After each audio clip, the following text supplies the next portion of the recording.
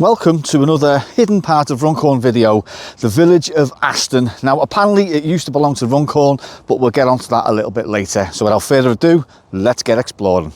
Right, so we're going to start this video on this weird triangle about. So what you see there in front here is known as Top Lodge, which was the lodge for the former Aston Old Hall. It was built around 1790, and along with the gate and railings, the Grade 2 listed structures. So that way is towards a place called Dutton and Whitehouse in Runcorn, and we are going to be turning right and heading through the village of Aston and then onto by Sutton Weaver.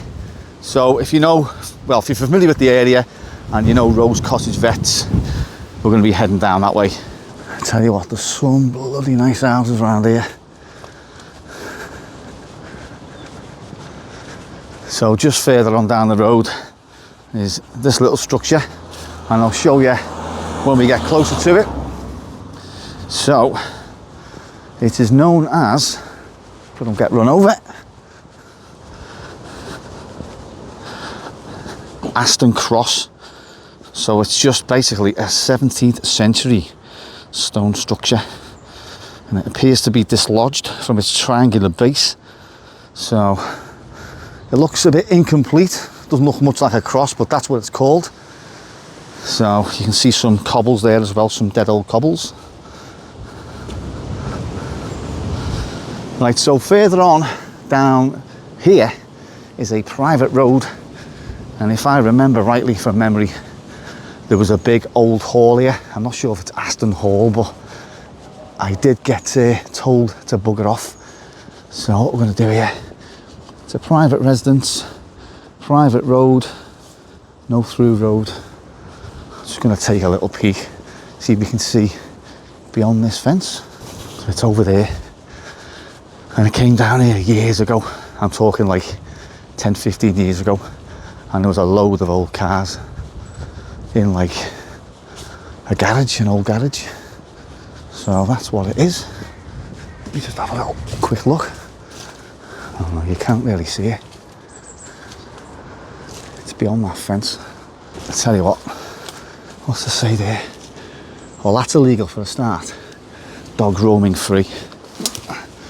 How can you have dogs roaming free? Oh yeah, there it is, look at that.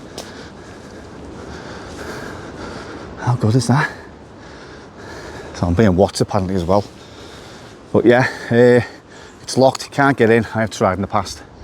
But I think that's Aston Hall. But we're going to move on. I'm going to show you something around the side of it. So yeah, many years ago, I tried to get in there. The outbuildings I think were open, but I think this structure is kind of looked after by the locals, or they watch upon it.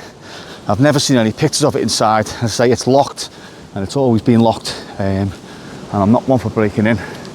So I just thought to give you a little glimpse of that. If anyone knows what that is, drop a comment below. I think it's called Aston Hall, I don't know, but it's massive, whatever it is, and it's been derelict for the best part of, let me see, 20 plus years. So yeah, we're back at the cross now, and we're going to take a walk down this long road. I'm going to show you a few more little outbuildings, and then onto another few interesting structures, should we say, in this village. Right, next feature is this dead old post box. And GPO, is it underneath, or CPO, GPO?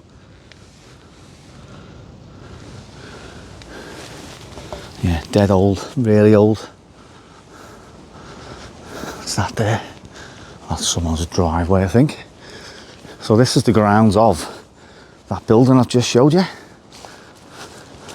there's quite a lot of derelict outhouses as well, which, as I say, been derelict for many years now. I don't quite know who owns it or what was going on with it or what's going on with it, but there's another one just here, and I'll show you. Now from memory, there used to be cars in the garage, like three-wheelers and that. You could still see them, but I don't know how well you can see them nowadays. Like, no. So we've got Some dead old, is that like a barn or something there? I think it belongs to the house just there. It's 2 houses in one, that. Yeah, that's 2 houses. That's a dead old, like, barn, is it? I don't know. Can we get closer, maybe? I've just seen a sign there in that garden. I wonder what it says. Oh, what's it say there? Oh, dangerous premises, keep off. So I've got this with some old cobbles in front. And a dead old light fitting by the looks of it. Possibly original. Very interesting. More cobbles there. What does this say just here? Let's see. I don't know what that says. That's interesting. It's got one of those little plates on it as well. Obviously it's cracking, so they put them plates on just to monitor the movement on the building. So we come to this wall now, and I think it's still the grounds of what I've just showed you just there, but as I say, I don't know much information about this place. We're just going to be heading on down now to another very interesting feature of this village, which I'll now show you. This wall seems to be quite long and sweeping, and I don't quite know what it's for, but I just had a quick look on Google Maps then.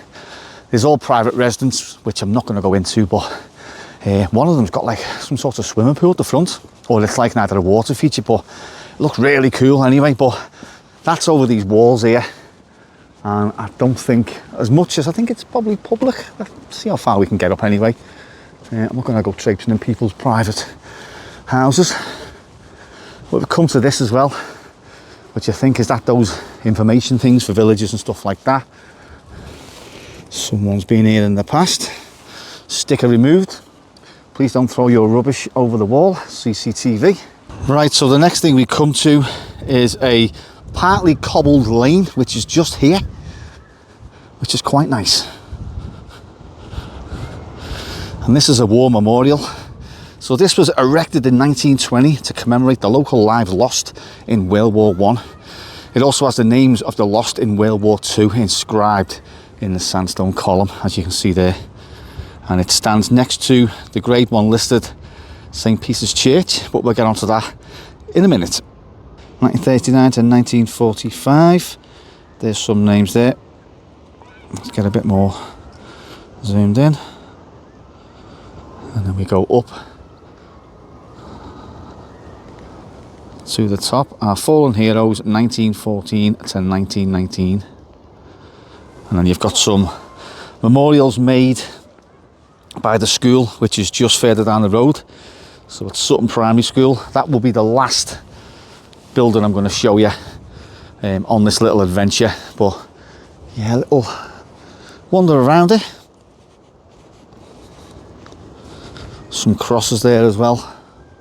There's a bench if you want to just sit there and just, you know, remember the fallen.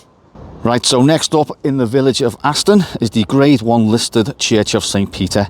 The Georgian style building has parts dating back to 1695. It's had many alterations since then, and it was badly damaged by a landmine in 1940 during World War II. So I'm just going to take a little wander around the grounds of this church and see what headstones and whatnot, because there was one interesting one I got told about and I'd love to find it. So we have Commonwealth War Graves, Grade 1 listed building, and there we go, the parish church of Aston-by-Sutton.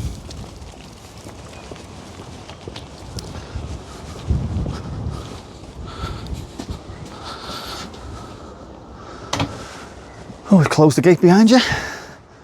So here we have this rather large graveyard. So I'm just going to take a little walk around the grounds and just see what we can see. I don't think the church is going to be open, so I'm not even going to attempt to go in, but is it actually still in use? Because look at all that bloody algae on the windows.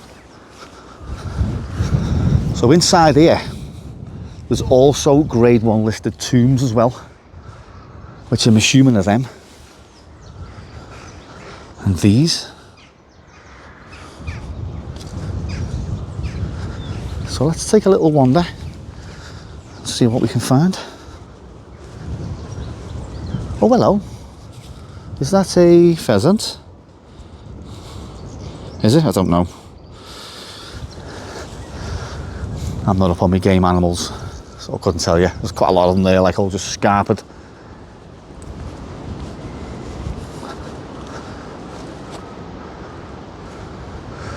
That's interesting, look at that. Really old.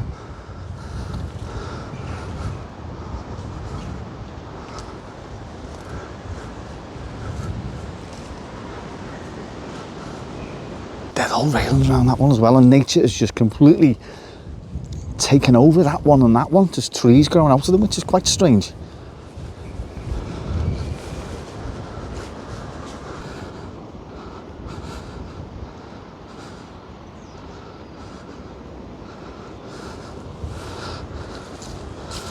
Christmas trees there. So there's one interesting one here which I did read about online, and apparently it was the grave of a female black slave. So I don't know if I'm going to be able to find it in. Wow, look at this. These are just, wow. So forgive me for sounding not very well educated, but I'm assuming they're tombs. I don't know.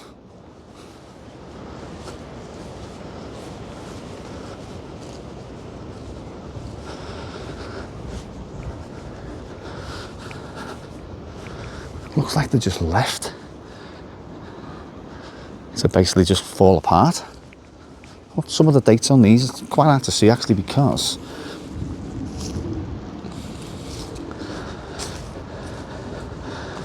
do you know what? As morbid as it sounds, I do like a good old graveyard.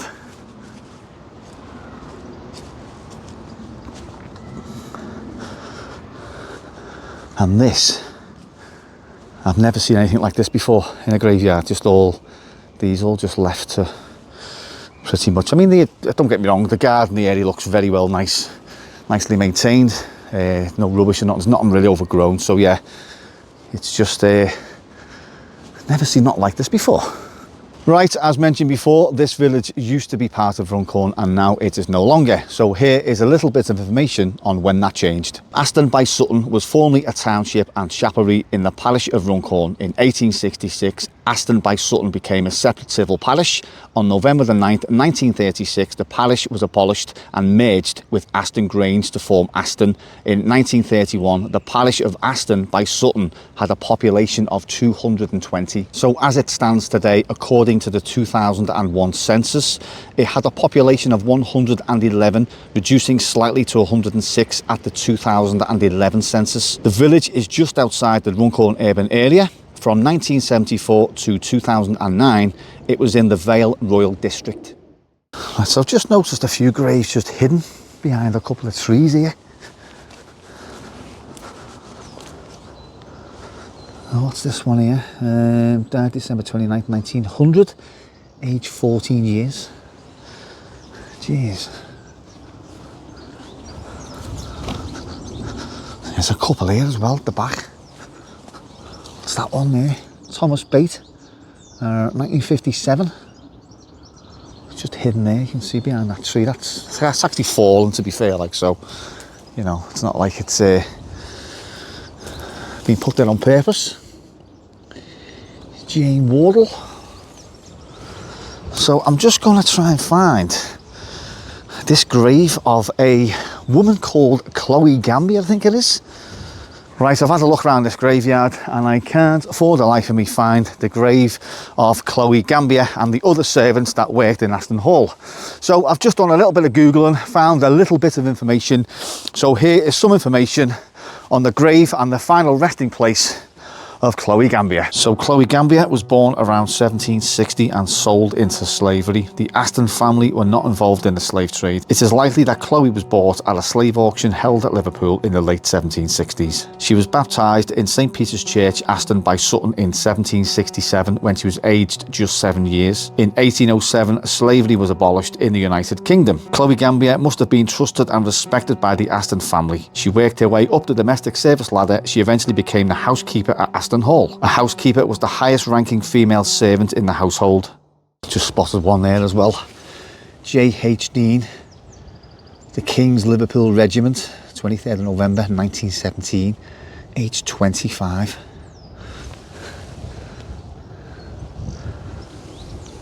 Right, so that was the Church of St Peter. So the next and last location is the school, or the village school. Now I'm not going to do too much filming because it's a live school and there are kiddies about. So I'm just going to briefly show you. So we've got this lovely house here just next to the school. It actually says on it, school house.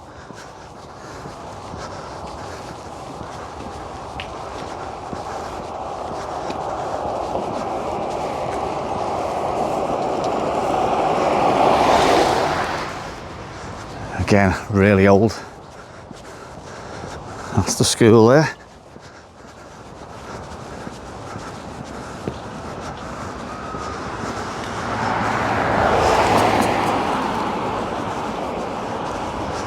So Aston-by-Sutton Primary School, that's what it is.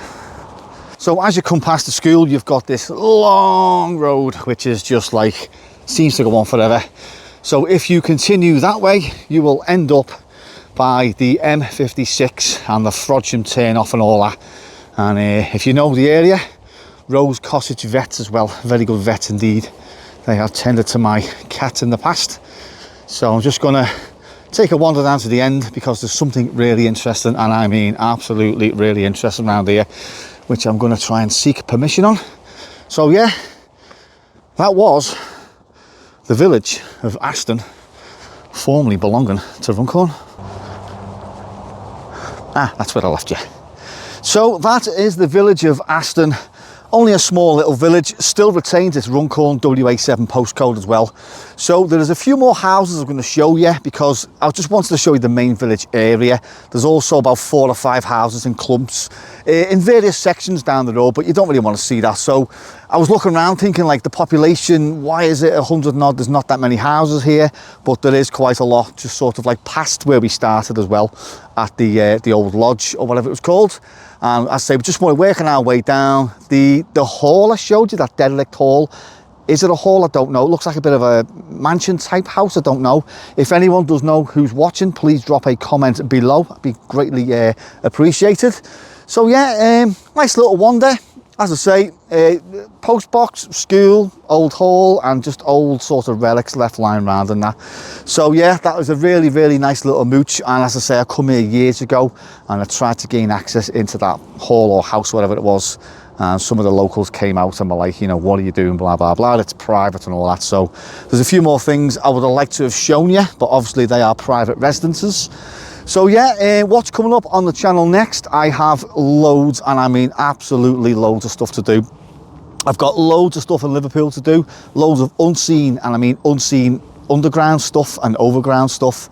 It's just that I've come up here because I started doing videos on the Manchester Ship Canal, and as I've Googled things and as people have told me things, it's just evolved, and I've ended up just kind of like around this area of Runcorn, and that is fascinating. The stuff that hasn't been seen before and the stuff that's left, and just little things like this, you know, it's like a little, it's not a forgotten village, it's just a bit of a hidden village. I asked loads of people who know around this area and they have never heard of Aston before. So yeah, all is good in the hood there. And on that note, thank you very much for watching, and I'll catch you in the next adventure.